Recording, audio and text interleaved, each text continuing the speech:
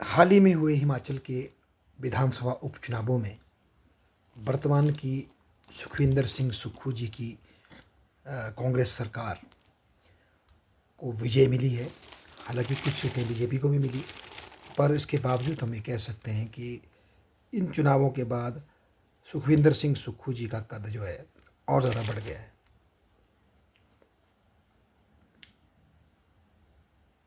और ये जो विजय सुक्खू जी को मिली, इन सभी विजयों में जो देहरा की जीत है, जो कि कांगड़ा में आता है, ये भी सुक्खू जी के लिए बहुत बड़ी जीत है। क्योंकि इसलिए नहीं कि वहाँ केवल उनकी पत्नी चुनाव जीती हैं, बल्कि ये एक ऐसी कॉन्स्टिट्यूंसी जो कि जसवा परागपुर से 2012 में डिमार्केशन से बनी और बीजेपी का गढ़ रही, क्योंकि हमीरपुर पार्लियामेंट्री सीट में आती है। और हाल ही में हुए पार्लियामेंट्री चुनाव में बीजेपी को यहाँ 19,000 वोटों की लीड भी मिली। परंतु जब बात आई लोकसभा के बाद, जब ये उपचुनाव विधानसभा की बात आई, तो यहाँ कमलेश ठाकुर जी विजयी हुई और काफ़ी अच्छे मार्जिन से विजयी हुई और बीजेपी के जो कैंडिडेट थे वो पराजित हुए। तो ये एक जीत है सीएम साहब के लिए, उनकी कमिटमेंट के लिए। और बदले में देहराम, जो कि थोड़ा सा मतलब एक कोई डिस्ट्रिक्ट तो है नहीं, उसके बावजूद वहाँ पर जो है एक सुपरिटेंडेंट ऑफ पुलिस, यानी कि पुलिस डिस्ट्रिक्ट बनेगा देहरा, और सुपरिटेंडेंट इंजीनियर ऑफ पीडब्ल्यूडी वहाँ स्थापित होगा। इस तरह के वादे वहाँ किए गए, और जो कि डेफिनेटली सीएम जो है उनमें क्षमता है देने की, तो डेवलपमेंट के लिए भी लोगों ने वोट दिया है।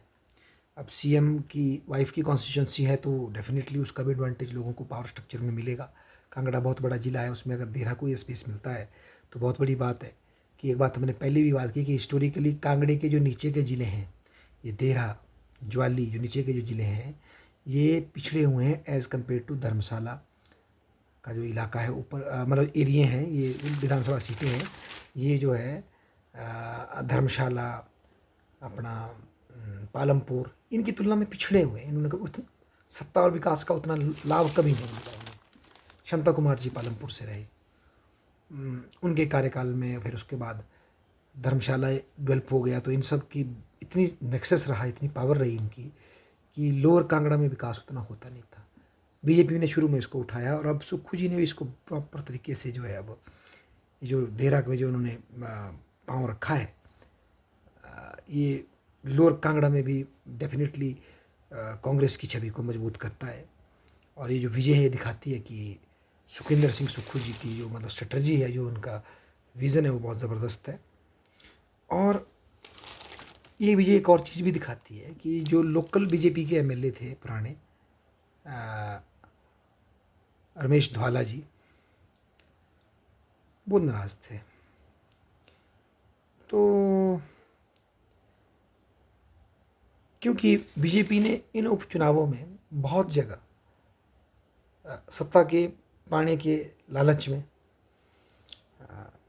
बहुत से बागियों को लिया, और उन बागियों को अपने वहाँ के सिटिंग कैंडिडेट्स, चाहे वो हारे हों कोई बात नहीं, पर उनके पॉपुलर सिटिंग कैंडिडेट्स थे, उनको बाहर करके टिकट दिए, जिससे बीजेपी के संगठन में ही बहुत बड़ा प्रश्न मार्क खड़ा हो गया। एक आदमी जो आपके लिए कई सालों से वहाँ खड़ा है, लड़ रहा है, प्रयास कर रहा है, आप सत्ता के लोलुपता में उसके पीठ में भी छुरा मार देंगे, उसके कैरियर को डुबा देंगे। जैसे कि लाहौल का केस देख लें, डॉक्टर रामलाल मार्कंडी ने इतने साल अपने दिए हैं बीजेपी के लिए, तो वक्त आया तो उनको भी डिच कर दिया गया। उन कैबिनेट मिनिस्टर रहे हैं वो पिछले राज में। तो ये सत्ता की इतनी लोलुपता हो गई थी कि शॉर्टकट लेने की इतनी जल्दी थी। मतलब मैं एक नंगी बात करूं तो, कि आपने अपने कैडर को लात मार दी जो आपके लिए स्ट्रगल कर रहा है, सत्ता ही आपके लिए सब कुछ हो गई। तो बेसिकली ये हार बीजेपी के लिए भी अच्छी है, उनके लिए मैसेज है कि आपको अपने कैडर को साथ लेके चलना पड़ेगा, सत्ता की लोलुपता में शॉर्टकट मत लीजिए। और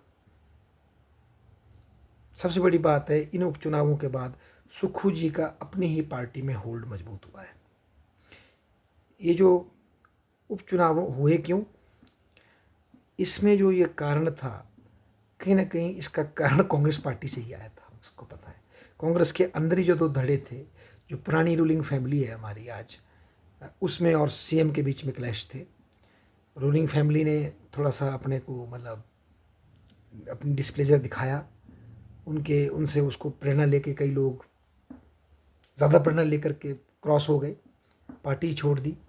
पर फिर रूलिंग फैमिली का अपना डिसीजन था, उन्होंने पार्टी ना छोड़ने का फैसला लिया, क्योंकि पार्टी छोड़ने से जो दाग लगता है उससे आदमी की जो रियल क्वालिटी वो ख़त्म हो जाती है। शायद एक वाइज डिसीजन था, पर उनके ही कई फॉलोअर, कई लॉयलिस्ट छोड़ के पल्ली तरफ चले गए। और बीजेपी ने भी इस अवसर को टैप करते हुए उन लॉयलिस्ट को लेते हुए और साथ में इंडिपेंडेंट कैंडिडेट्स को लेते हुए एक सपना सजाया कि क्या पता हम सत्ता में फिर लौटेंगे। और इसके लिए उन्होंने इतना कॉम्प्रोमाइज़ कर दिया कि जो कैंडिडेट उन्होंने दूसरे बागी लिए उनको उनको अपनी अपनी टिकट दे दिया और अपने सिटिंग कैंडिडेट्स को बाहर कर दिया। ये भी एक बहुत बड़ा, मतलब अगर राजनीतिक दृष्टि से सही हो सकता है, पर नैतिक दृष्टि से बड़ा गलत डिसीजन था, जो कि लॉन्ग टर्म में बीजेपी पार्टी की जड़ों को हिमाचल में तेल देता है। और इस सब से सुक्खू जी का कद जो है कांग्रेस में बहुत बड़ा हो गया। मुझे नहीं लगता अब की जो हमारी पुरानी फैमिली भी है, वीरभद्र जी का परिवार है, स्वर्गीय श्री वीरभद्र जी का, वो भी अब इस रुतबे में है कि वो अब सीएम साहब को किसी तरह की चुनौती दे सकें। उन्हें अब वेटिंग गेम खेलनी पड़ेगी जब तक सीएम साहब का झंडा बुलंद है, उनका घोड़ा दौड़ रहा है, तो अब नतमस्तक होकर उनको साथ चलना पड़ेगा। और ये अच्छा भी हुआ हिमाचल के लिए, क्यों? ताकि सीएम साहब खुल कर अपना काम कर सकें, खुद कड़े फैसले लें। हिमाचल की आर्थिक स्थिति बिल्कुल ठीक नहीं है, फैसले इन्होंने लेने हैं तो ये खुल कर ले सकते हैं। और फिर कल को एक्सक्यूज़ भी ना रहे 5 साल के बाद, 4 साल के बाद कि भैया मुझे काम करने नहीं दिया। एटलीस्ट स्टेट के अंदर तो मैंने खुद फैसले लिए। हाँ, सेंटर से सहयोग नहीं मिला, वो बात रखी जा सकती है। तो ये बड़ा अच्छा भी एक हिसाब से कि एक सिंगल लीडरशिप स्थापित हुई, सुक्खू जी उभर कर आए हैं और सशक्त हुए, ना केवल बीजेपी के समकक्ष बल्कि पार्टी के अंदर भी उनका कद मजबूत हुआ, जो कि सबसे पहला टेस्ट उनका यही था। तो ये उपचुनाव एक तरह से सुक्खू जी की योग्यता, उनके टैलेंट, उनके जुझारूपन का सबसे बड़ा एग्जाम्पल है कि कैसे एक आदमी जो है विपरीत परिस्थितियों को बदल कर अपना मार्ग प्रशस्त करता है। और बीजेपी पार्टी के हिमाचल यूनिट में जो मतलब बहुत बड़ा संकट दिखाई दे रहा है, कैरेक्टर का, डिसिप्लिन का, वो सब दिखाई दे रहा है। ये उनके लिए भी आत्मचिंतन का विषय है कि वो सोचें कि सत्ता को कैसे प्राप्त करना है, क्या उसके लिए नैतिकता त्यागी जाएगी या रखी जाएगी। और ये भी स्पष्ट हो रहा है इस ट्रेंड से कि लोग जब वोट करते हैं, जो कि पूरे भारत में ही हो रहा है, ज़रूरी नहीं है कि वो नेशनल लीडरशिप के नाम पर स्टेट लेवल पे भी वोट देंगे, ऐसा नहीं होता। वोटर जो है स्टेट इलेक्शन और पार्लियामेंट्री इलेक्शन में भली भांति भेद करते हैं। ये भी हमें इस चीज़ से बहुत अच्छा मैसेज मिलता है। धन्यवाद।